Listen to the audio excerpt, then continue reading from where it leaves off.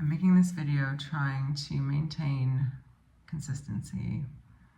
I don't feel clear-headed today at all, but I think that that's why I want to make a video as well, to just be fully honest in the state of my mind and spirit on days like this. Today was a day. I slept okay, but I was absolutely bombarded all day long with, I call it stewing. I stew. I do things, but internally I'm stewing. I'm stewing in, this lighting's probably a bit awkward. I'm stewing in what has been done to me that I'm raging about, because raging out at the injustice. I'm stewing in things people said to me 6 months ago that I'm still annoyed at. I stew in, it's just like thought after thought after thought of things that irritate me. And I'm just trying to live my life and enjoy my day, biking around in one of the most beautiful scenic countrysides I've ever seen in my life. And I can't even be fully present because I'm just stewing in this resentment mode. And it's luckily, thankfully, it's not like that all the time. It's easy to chalk it up to like hormones, which is what a lot of people do, and hormonal shifts and mood changes are valid. But to me, hormones are just simply like a lever to shift what comes out more. It doesn't make something present that isn't already there. It just makes it more present and more visible to you. And it's disturbing. It's disturbing how angry I am internally sometimes. And the thing is, like, I'm not really, like, let's say I was thinking about someone and what they said to me and how angry and annoyed I am at that, and like this indignation of like, how dare you? Why are people like this? How can they just say these stupid things? Because honestly, people say stupid things to each other. They just think that they can say whatever pops in their head, and that no one will be affected. Like they never think about that, and it has always driven me crazy. Like I remember even being really young, in school, and people would drive me crazy. I just, if I felt the smallest like slight or injustice, I would just like spasm almost. Like it's like I couldn't handle it. And I'm really trying to pinpoint where this is coming from, what it's pointing to in me, where I have work to do. And I was on my bike and I was just thinking really hard, like, what is this like internal rage? I wouldn't call it rage, but it's like, it's just a constant annoyance, aggravation, and sense of injustice at how I've been done wrong, even in slights, like at work, someone will say something like, yeah, you should have done that, and in the moment, I'm like, okay. and then I'm like, that's fine, and I just ignore it. I never really throw it back. Like I just don't have that capability anymore, because I've really calmed down, because I know if I do, I will like unleash a tsunami of fire, and I don't want to do that. So I just clam up, and in the moment I'm like, oh, it's just grace, like just take it and turn the other cheek and move on. And I do, and then I come home and I stew about it, and I'm like, oh, that was so annoying. Like, how could they be so rude? Like it just plays in my head like this, and I'm like, stop. It was almost all day today where I was just ruminating on these injustices. I was so angry about so many random things. It just kept popping in my head like a list of slights. And I was thinking on my bike, and I'm like, okay, what is this like a mirror of? And my first thought was, it's a mirror. Obviously it points to a place of pride where my perhaps inflated sense of self-importance is extremely sensitive to the quirks of people's careless comments. But I honestly, that sort of felt like too easy. I was like, what is the actual reason? Like, why does it bother me so much? And what's it pointing to? And then it kind of came to me, and I'm meditating on this. And I actually believe that it's because I still harbor those feelings towards others. Like, I still mentally view myself as above others, even though I don't say what other people say. I don't pass these offhand comments to other people, but I have them still. They still pass through my mind, like, come on, like these you're a dummy kind of like feelings towards other people. And I think that other people just say it and I don't.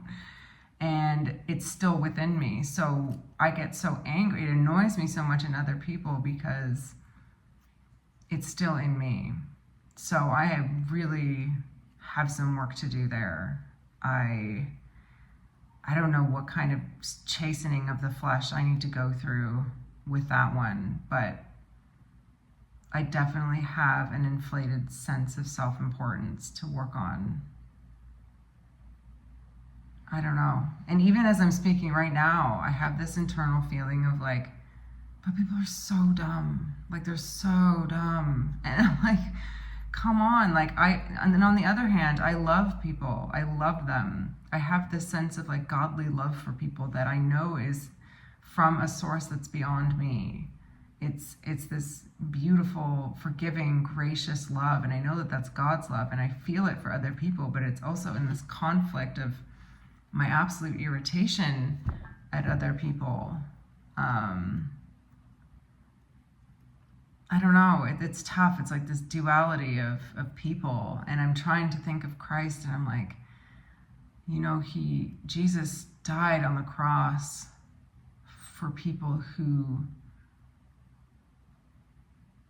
did horrendous things to him, and I've done horrendous things. I've done so much worse than an offhand comment to someone. And I think of what God said, like, if you don't extend the forgiveness I gave to you to others, you will not see the kingdom. And I know that, and I feel it. That's why this troubles me so much. And deep down, it's like I do forgive them. I don't lash out back. I really try to give grace, but then I come home and I'm like, I feel indignant about some of the things that people say.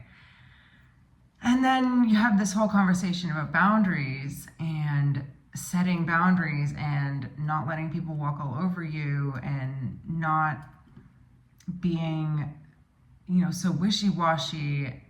And I'm like, so is it grace or is it boundaries? Or like, how do I think I'm like, by not reacting, I'm being gracious and loving, but it's not truly gracious and loving if I come home and I'm still annoyed about it. So it's almost like I'm doing the action first without the spiritual reason and energy behind it. I just think it's a backwards way of doing it. It's probably done more out of fear and people pleasing than out of love and grace. But I don't know. I'm struggling with this right now. I'm really struggling with my aggravation at people. It almost felt like it came out of nowhere today. It hit me, and I was like, oh, wow. I almost feel like an angry teenager again when I was just annoyed at everybody and everybody was dumb except me. I don't know.